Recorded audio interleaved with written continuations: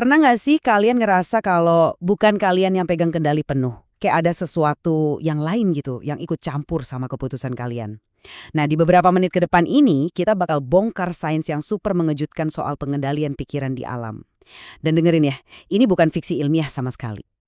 Hal ini ya membawa kita ke pertanyaan paling mendasar. Apa benar kita ini nyetir pikiran kita sendiri?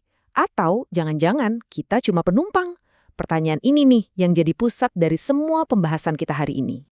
Oke, buat ngejawab itu kita harus kenalan dulu nih sama satu bidang ilmu yang namanya, kedengarannya kayak dari film sci-fi ya, neuroparasitologi.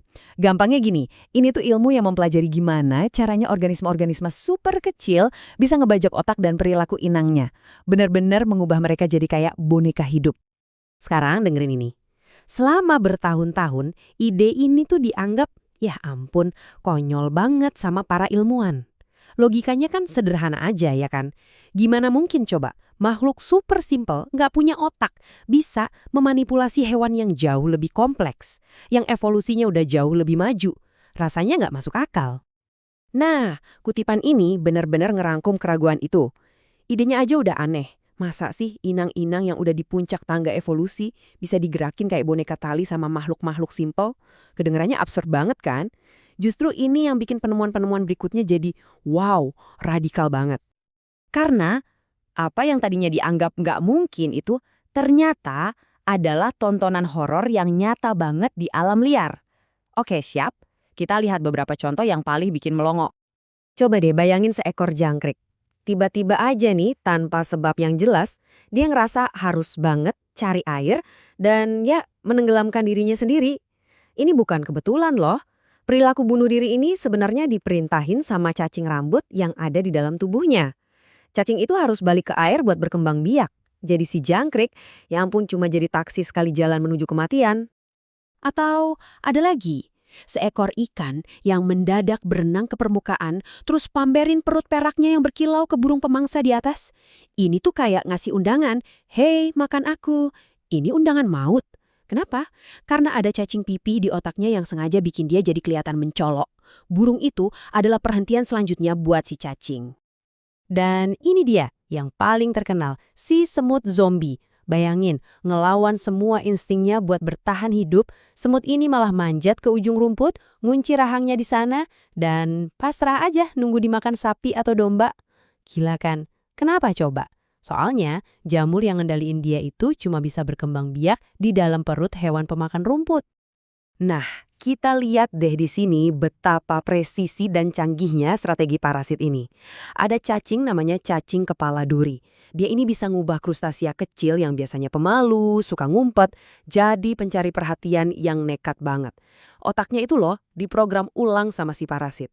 Disuruh berenang ke atas, nempel ke apa aja yang ditemuin, bahkan kaki bebek sekalipun. Tujuannya cuma satu, biar dimakan sama si bebek, inang terakhirnya. Ini benar-benar rekayasa biologis yang luar biasa gila. Oke, itu kan semua di dunia hewan ya. Aneh sih, tapi kayaknya jauh lah dari kita. Tapi, apa iya? Jangan-jangan para pembajak tubuh ini juga lagi main-main di kepala kita ya? Yuk, kita kenalan sama parasit namanya Toxoplasma gondii. Gini ceritanya. Tikus normal itu kan secara naluri bakal lari tunggang langgang kalau nyium bau kucing-kucing. Takut banget. Tapi tikus yang kena infeksi toksoplasma justru kebalikannya. Dia malah ngalamin apa yang disebut ketertarikan fatal. Rasa takutnya itu berubah jadi daya tarik. Cerdik banget kan parasitnya. Dia ngubah predator jadi sesuatu yang didambakan. Soalnya dia emang harus masuk ke perut kucing buat lanjutin siklus hidupnya. Dan disinilah ceritanya jadi sangat personal buat kita semua. Coba tebak, diperkirakan sepertiga populasi manusia di seluruh dunia itu bawa parasit ini di otak mereka. Iya beneran, 1 dari 3 orang yang kalian kenal bisa jadi termasuk kalian sendiri nah lo. Tiba-tiba ini bukan lagi soal semut dan ikan kan? Dan para ilmuwan sekarang mulai nemuin hubungan-hubungan yang jujur aja agak bikin ngeri. Infeksi toksoplasma di manusia itu secara statistik ada kaitannya sama peningkatan resiko kecelakaan lalu lintas, perubahan kepribadian, skizofrenia, bahkan gangguan mood.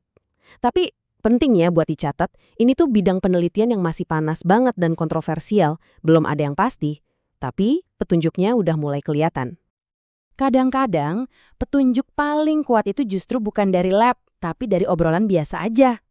Ada seorang dokter dari Stanford yang ingat banget nasihat dari ahli bedah seniornya. Katanya gini, kalau kamu dapat organ dari korban kecelakaan motor, coba deh periksa toksonya. Nggak tahu kenapa, tapi kamu bakal nemuin banyak banget kasusnya di situ. Wah, ini kan anekdot yang ngeri banget ya, tapi seolah-olah ngepas banget sama data statistik yang ada. Oke, sekarang coba kita lihat dari sudut pandang yang lebih luas lagi. Ternyata nih yang bisa ngaruhin kita itu bukan cuma penyusup dari luar aja loh. Pengaruhnya bisa juga datang dari para penghuni yang emang udah ada di dalam tubuh kita.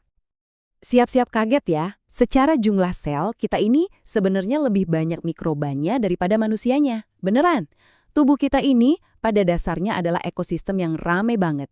Rumah buat triliunan bakteri yang kita sebut mikrobioma. Dan ternyata mereka ini punya suara juga dalam nentuin kesehatan kita dan bahkan pikiran kita. Contohnya, lihat aja studi dari UCLA ini.